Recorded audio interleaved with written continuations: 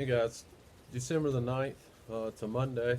Um, Off work today, so I figured I'd come out and enjoy the fact that there's nobody else here at the range.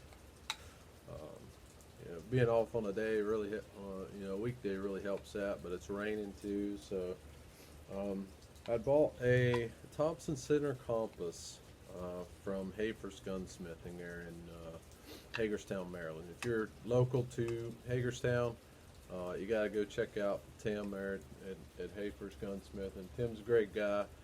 Um, he's got a really good selection, especially, I'm a reloader, so he's the place that I go to that's local here because, most of the other places that are around don't have reloading components. So,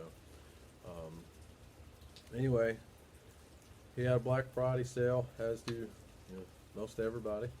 But I was able to get this TC compass for, a pretty decent price. So I wanted something that was a little lighter, that I wouldn't mind carrying around in the woods a while.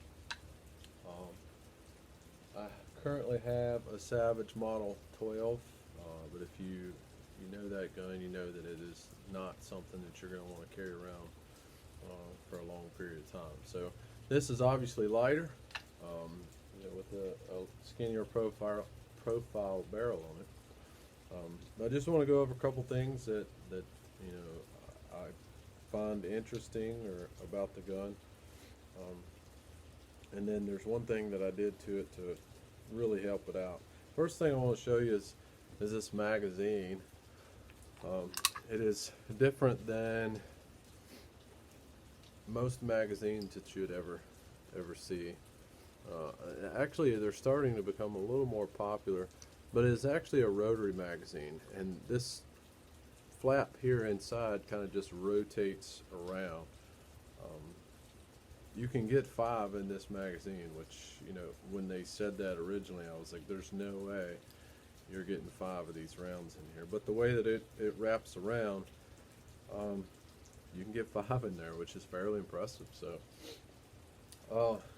I've not had any issues out of it as far as feeding.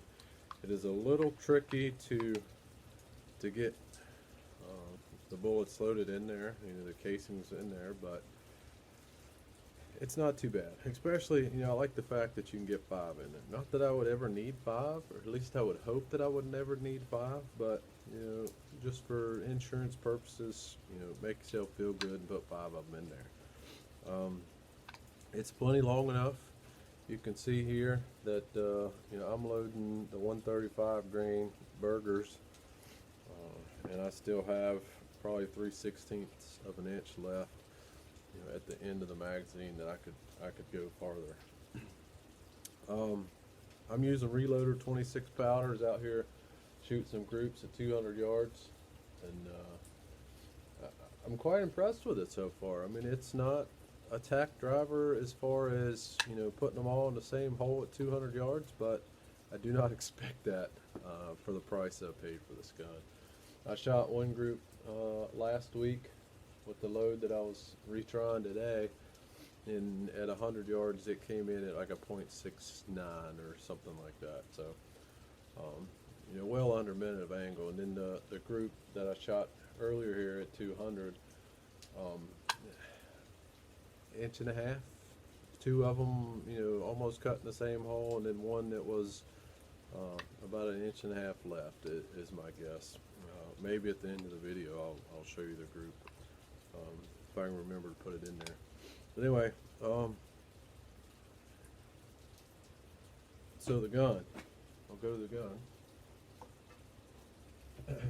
There's one thing that I did to the gun that has made a world of difference, at least for me, for ease of cycling the bolt, and that was, you can see this here, and what I done is just took some rubber tape and just taped it up into a ball. Now, the original bolt handle that comes on here, which is still here, it's just under here, is very slick, and it is fairly skinny. So what I would find is when I was cycling it, because the action was fairly rough when I got it, what you would expect for out of a gun that costs this much.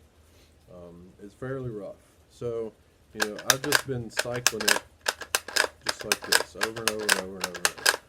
And what I found with that, the way the bolt was before, is my fingers kept wanting to slip off, especially when I was trying to just cycle it quick, because I've cycled this bolt probably 1,000 times already, and that's no exaggeration.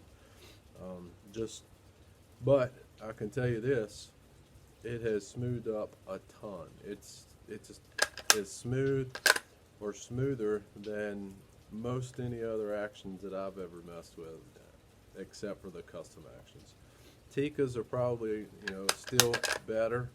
The one thing that probably helps them out is the fact that it doesn't have, quite so much play. You can see it's got some play back here. And if you're trying to yank on it from an angle from back here, it's not gonna cycle like it should.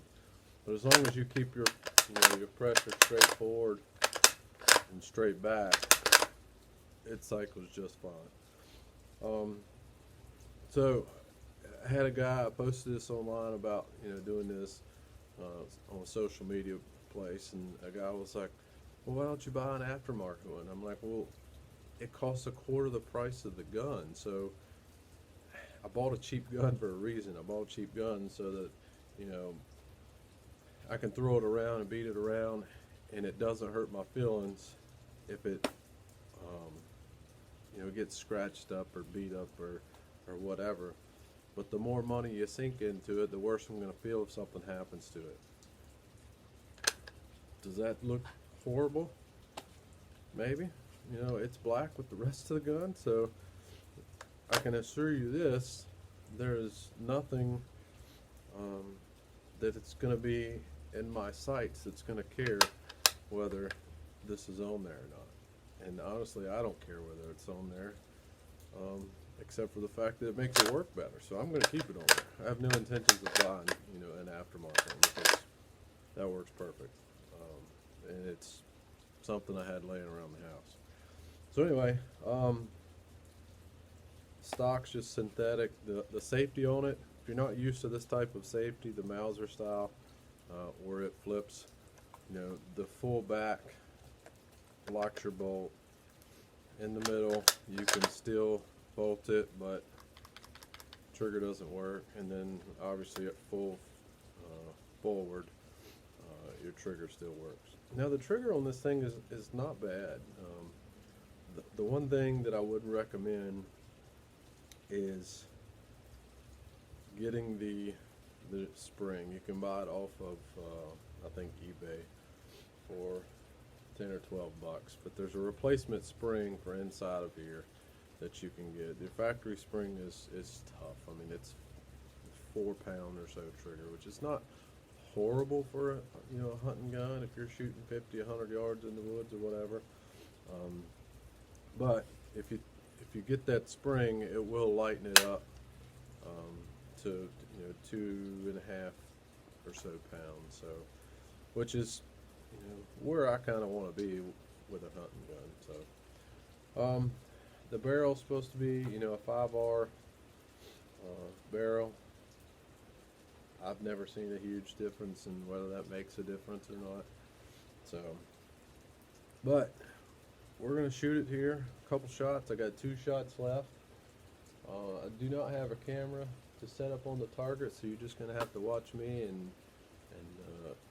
we'll see if we can hear it hit these steel plates. I got steel plates out here 400 yards.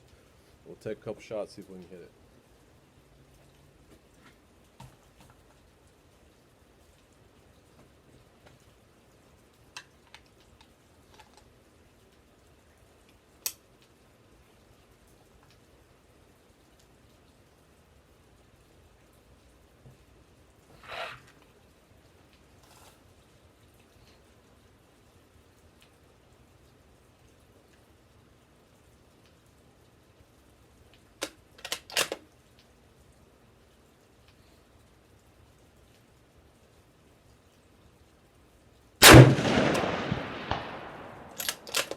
That one. Got that one. Alright guys, for the price of it, I'm telling you, it's not bad. If you're looking for, you know, a 6.5 Creedmoor that's fairly light. Now it does, I didn't mention it before, the barrel is threaded. You could put a muzzle brake on it, but for me, hunting in the woods, doing this even, you don't need a muzzle brake. Maybe if you're hunting, you know, with somebody that's recoil sensitive, you know, maybe they would want one. But the disadvantage, obviously, to a muzzle brake is just the fact that they're loud. So, all right, guys, thanks for watching, and you know, TC Compass. I know that most of you guys know that I shoot a lot of Savage, but it actually, I'm fairly impressed so far with it.